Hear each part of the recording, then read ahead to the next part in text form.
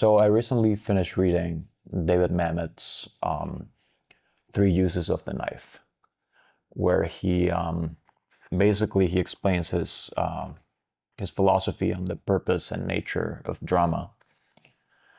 And as I was reading it, I took a lot of notes, and I thought, it'd be useful for me and maybe for others to have those notes synthesized in a video format. It's a thin book, but it is dense with information.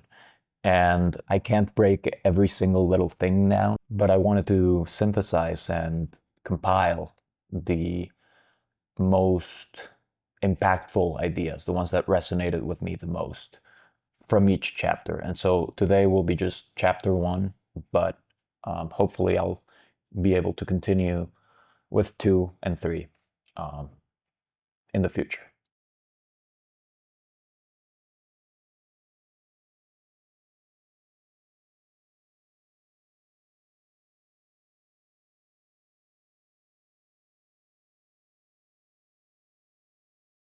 The very first idea that Mamet talks about regarding drama is how it hinges on the suspension of disbelief.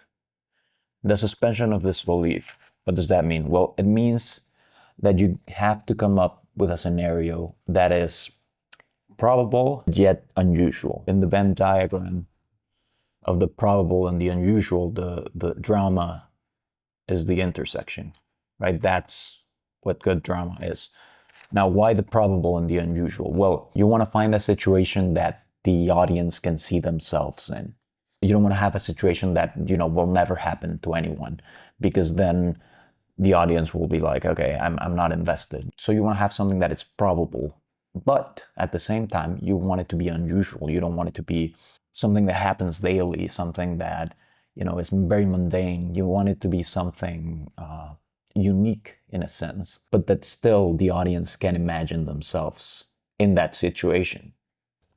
And obviously all of this is very subjective. The idea that a completely fictional, unrealistic, a fantastical scenario couldn't make for a good drama is not something that I personally agree with. But that's where the subjectivity comes in. The fact that some people are willing to suspend their disbelief more than others. But generally, the sweet spot, again, is between the probable and the unusual. Now, the next thing that Mamet talks about is the three-act structure, which is absolutely essential to drama, and I'm sure that you have heard about it before. He talks about it in a very specific way, and he actually talks about it in multiple different ways. This concept of 1, 2, 3. Mamet talks about the way that our brains are hardwired for cause and effect and conclusion. That is just how we perceive the world, how we think about things. Outside of an artistic or dramatic context. Everything in life we perceive through this idea of cause, effect, and conclusion. And so when you tie it back to Eisenstein's theory of montage, you have the shots. Shot A or idea A plus shot B or idea B will give you a new idea, idea C. That concept that you have in film, you can translate that to storytelling and drama. So you end up with the basic building block, what Mamet calls the basic building block of drama, which is that new idea. And you build your play or your story with a bunch of these.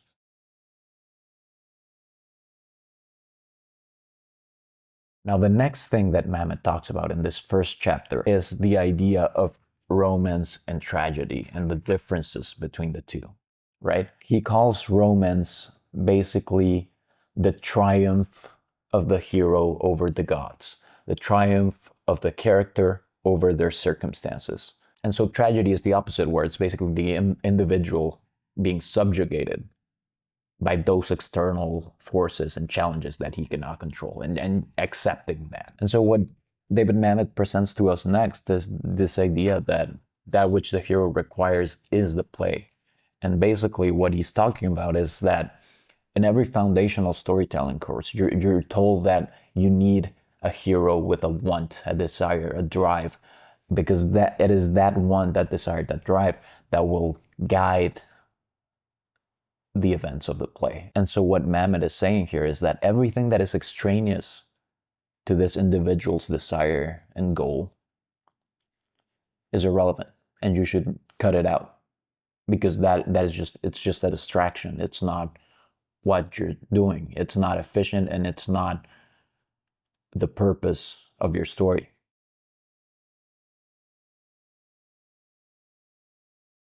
Now, the next concept that Mamet talks about is this idea of rationality and getting rid of rationality.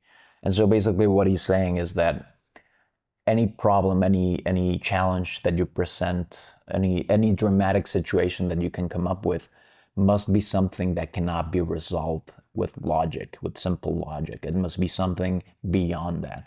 Because if it is something that can be resolved with simple logic, well, then the audience is just going to go like, well, why doesn't he just do that? It'll be so simple if he just did that, and all his problems will be solved. It has to be something that places you in the position of that character, where you're like, oh man, that is tough. I don't know what I would do. Because if it's something that is easily solvable, or that, again, that you can resolve with logic, then it's not really worth exploring.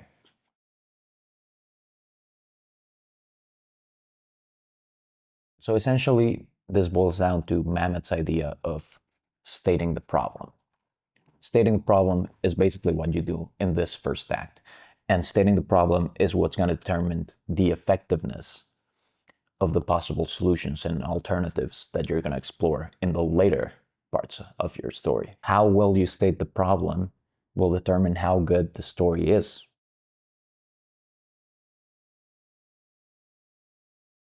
Now, Mamet ends this first chapter by talking about the purpose of drama. The subtitle of the book is On the Purpose and Nature of Drama, so it's fitting. And so for this part, I actually wanted to read a passage from the book, which I think will be useful to illustrate his point, and in his words, is really, really interesting.